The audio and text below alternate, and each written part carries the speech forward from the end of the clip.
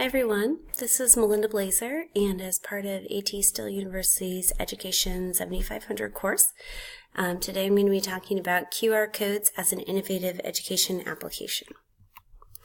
So in this brief session, we are going to describe or define what a QR code is and discuss how it works.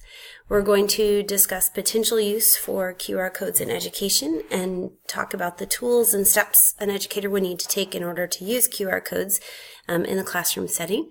And then we're going to do a little bit of an educational demo. So QR codes stand for Quick Response Codes, and Lanso 2010 describe how QR codes were developed in Japan in the mid-1990s for the purpose of manufacturing and ultimately commercial use. And it's been only recently that they've been applied in an educational setting.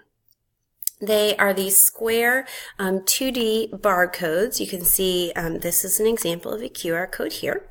And what's really cool about them is they digitally connect the user from the scanned barcode to another site. And so typically that's a URL or a website. It could be a video or an image.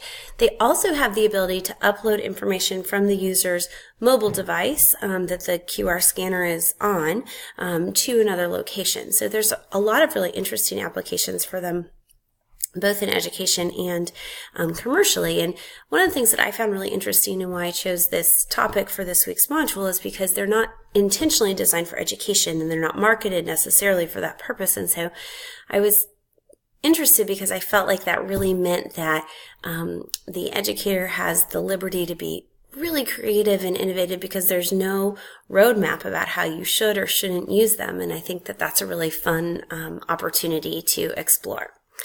So just in terms of the literature that's been done on QR codes in education so far, they are typically considered to be part of the field of mobile learning. So evaluation of learning in education that takes place through mobile applications. So in the case of QR code software applications as part of a mobile learning device.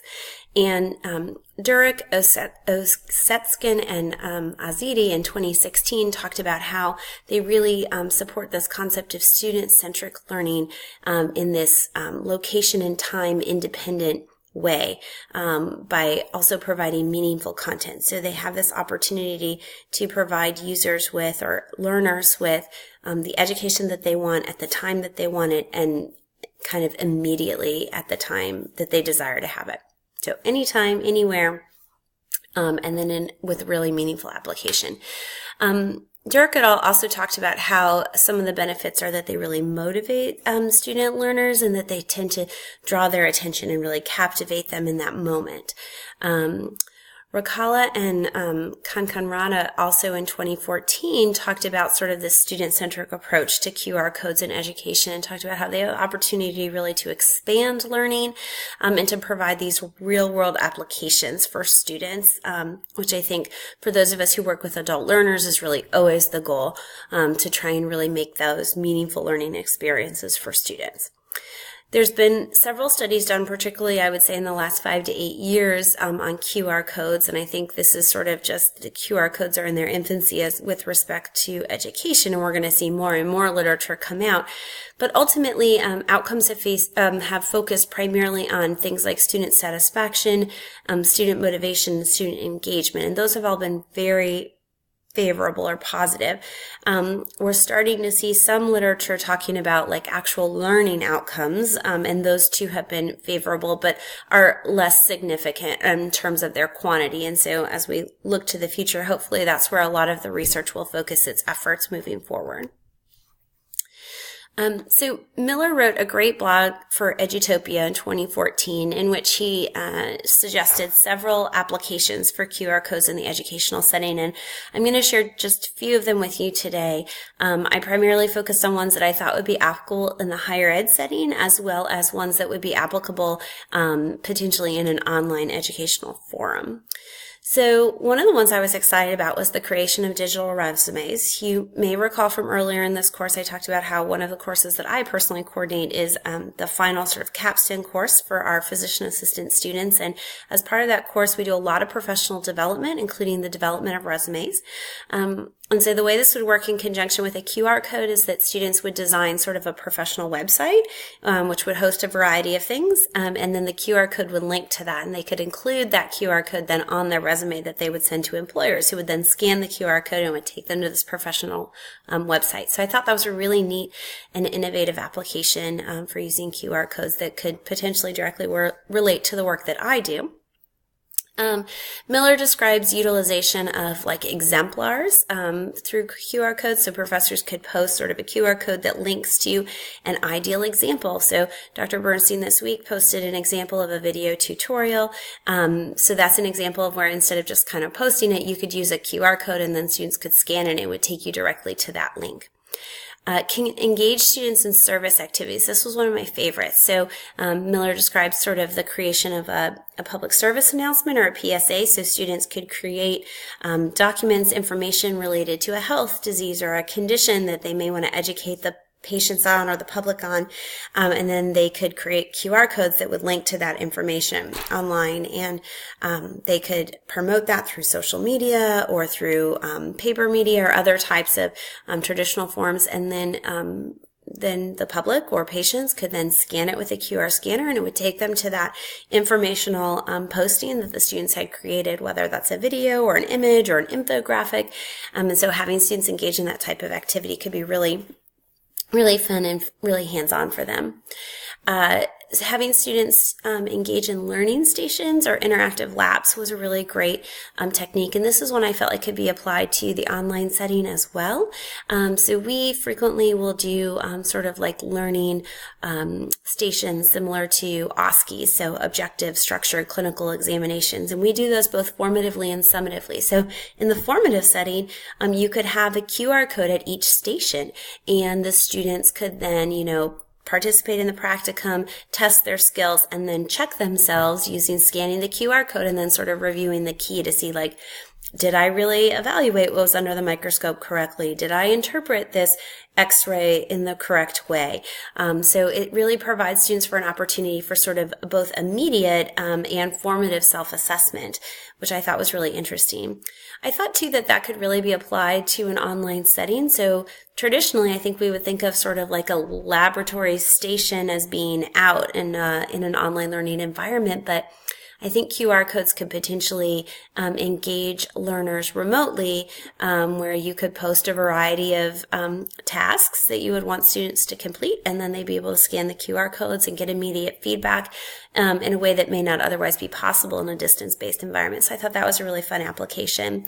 In terms of interactive labs, I read a little bit about using it like in an anatomy lab, for example, and kind of posting these QR or even like pinning them to anatomical structures in a dissection lab. Students can scan them and it would then take them to either like what the structure is or how it's innervated or what its blood supply is, or all kinds of information that you may want them to hone in on during that laboratory session to really enhance and activate that learning, particularly if you're in a session where maybe one person is dissecting and the other team members need sort of like jobs to do or ways in which to help the team during that session. So lots of fun opportunities there. And then the final suggestion was to create a collaborative workspace. I thought back to how this might interface with the wiki that I created during the week 2 module. I had, as part of that, created sort of like an online collaborative resource repository. And this might work so each student who wanted to post either a research article or guidelines or, whatever the case might be, a link to the CDC website, something like that.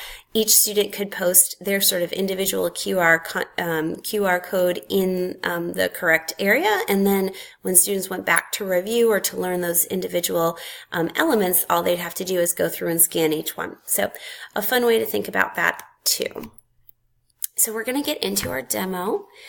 So the first thing you need if you are going to participate in using QR codes as part of your education is you will need a QR scanner. And this website will take you to instructions about how to download that to your mobile device, whether it's a phone or a tablet. They have instructions for Apple and Android and Google on that website. if you have a QR scanner on your mobile device already, you can go ahead and scan this QR code and it will take you to that website so that you have it available to use for your students. Once you download the image, I'm going to try and hold up my phone here. You can see this is what the app looks like right here, and then you just click on it. It will open up for you and takes a moment, or it does on my phone, which isn't the best. And once it opens, I'm going to kind of hold up my screen. You can kind of see it has like these 4 box things. And so you just hold those 4 boxes over the QR code that you're trying to scan. And then it will kind of make a picture snapping sound or a buzz if your phone is on vibrate. And then that's sort of capturing the QR code. And then the scanner will take you to whatever that QR code is linked to. So we talked about how that 2D barcode is linked to something in the web space. And so that's what will happen. And so the next step for using this in an educational setting would be to create QR codes for whatever your learning application would be. And so this website will help to generate those unique QR codes. You can either click on this link or type it into your browser, or if you have installed your scanner, you can go ahead and scan this QR code here and it will take you right to the website. And I'm going to just back out of this PowerPoint for just a moment and show you what this website looks like. All right, so here we are at the website, and what's really great is you can see right here, you can enter in the URL. So I'm going to enter in, this is that Edutopia blog that I talked about. That's really great. If you want a shortened URL, you can do that. So you can kind of paste this shortened URL right under the QR code. That's really nice because it's inclusive. So if for some reason someone didn't have a QR code scanner, they could always just type in the shortened URL. It would still take them to the same location. And then here you see it generates your unique, I'm going to just kind of lower this screen a little bit. It generates your unique QR code. You can either save it as a unique digital image like right here, or what I did for this PowerPoint was I just used a snipping tool and kind of copied and pasted it right into my PowerPoint or into the document that you're working on, and it worked out really great. So super easy to use. You can see there's a variety of sort of different things that you can link to these QR code generators, and the website is free, and I found it very easy to use as a first-time user. Okay, so we are back in the PowerPoint. So the third step after you've sort of downloaded the scanner and created your unique QR codes is to create a learning activity. And I'm just going to scoot this over so you can see a little bit better. There we go. So as I mentioned sort of earlier in the presentation, what I found most exciting is that this is fun. You can really be creative. I taught EKGs this week, and so that's what I chose to apply it to. So I thought I had created this session, or I was teaching this session, which was created by someone else, and we sort of went through as a facilitator each, rhythm strip and each 12-lead EKG, and the students sort of called out the answers, and I said, yeah, that's right. No, that's not right. And it wasn't as engaging or constructive as I had hoped it would be. So I thought using a QR code could make it more self-directed for the learner. The faculty could really just weigh in when the learner was confused about something or they needed assistance, and that might be a better use of time, as well as sort of enhancing that student self-direction that we so need to promote, particularly for my learning, or for my students in the preclinical phase, so that they have it when they're in the clinical phase of training. So here's an example of a strip, and all the questions that the student would need to answer. And then when they're done, they just would use their QR scanner, go to that QR code in the bottom of the corner there, and then let's see, here we go. Up on the screen would pop the key.